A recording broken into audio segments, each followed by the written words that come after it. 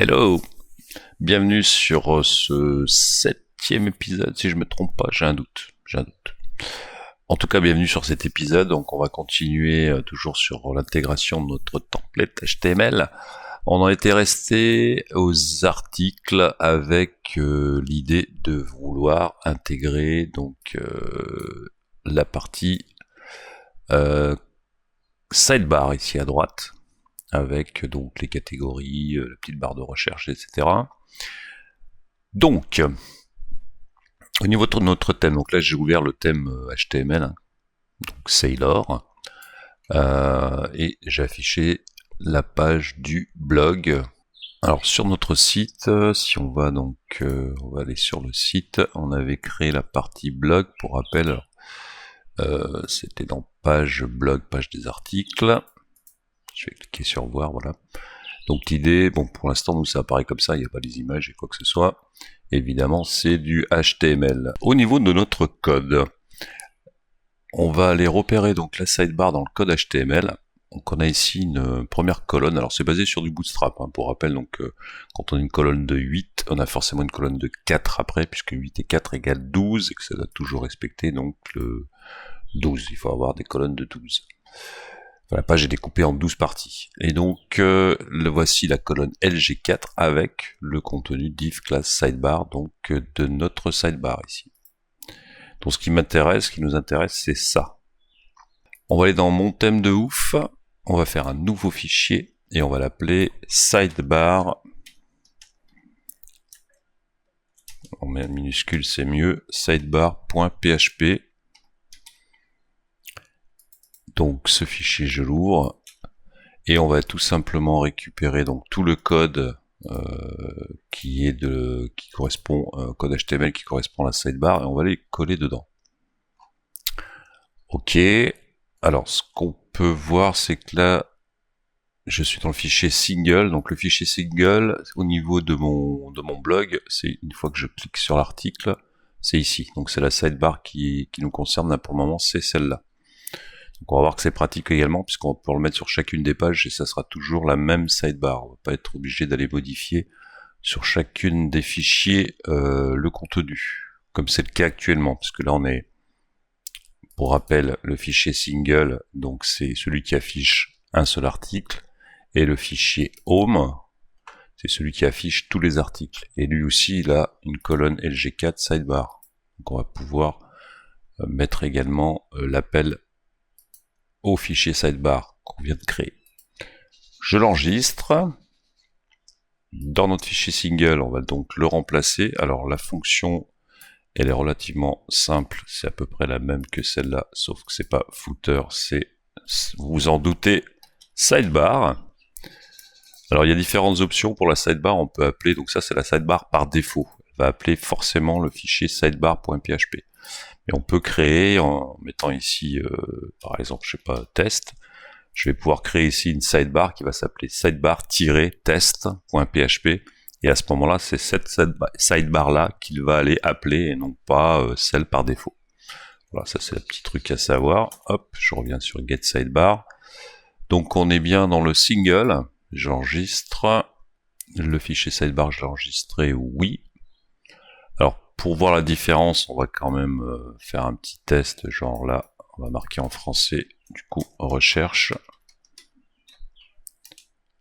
J'enregistre le fichier, hop, et on va vérifier si ça fonctionne. Donc là, on vient de modifier la sidebar, donc à droite. J'actualise, et effectivement, la sidebar a été modifiée, et on a bien l'include de notre fichier sidebar. Du coup, donc fichier single, on va récupérer le get sidebar et on va pouvoir l'intégrer dans les autres pages qui le contiennent, donc notamment la page home.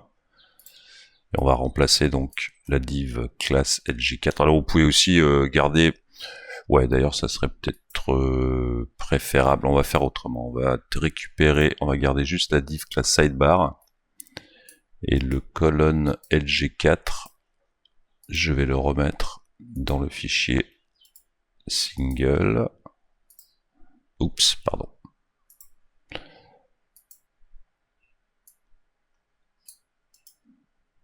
Bon, je vais le couper tout de suite, je vais l'enlever, hop, On mettra correctement le code après. Et la div de fermeture, voilà, on est bon.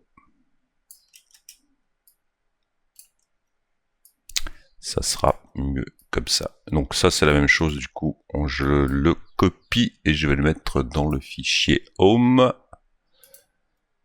Donc on va enlever ça.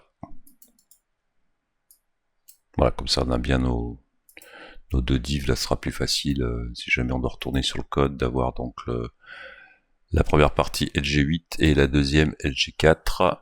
Allez, j'enregistre tout. Sidebar. Et fichier single. Hop. On vérifie. Donc là, bon, ça devrait pas avoir bougé normalement. Tout simplement. Par contre, si on retourne à la page précédente, donc on était sur la page des blogs. Donc on a bien notre sidebar qui a été également intégré. Bon, c'est un bon début. C'est un bon début. Donc tout ça on avait fait. Donc maintenant ce qui nous reste, alors on va voir le bouton recherche, ça on verra après parce qu'il faut créer une nouvelle page. On va s'occuper des catégories. Tiens, on va essayer d'afficher donc une liste de catégories avec leur nombre ici. Donc il y a une fonction WordPress pour ça. Je vais aller plutôt pour gagner du temps sur ChatGPT. On va lui dire je veux afficher la liste des catégories de mes articles WordPress dans mon fichier sidebar en indiquant le nombre d'articles. J'ai mal écrit WordPress apparemment. Le nombre d'articles, voilà, je veux. Alors WordPress, pour de toute façon il va reconnaître. Hein. En indiquant le nombre d'articles entre parenthèses. Bon, il le sait normalement parce que c'est une fonction native qui permet de faire ça. Et il manque le petit n. Voilà. Allez, on va voir qu'est-ce qu'il nous dit.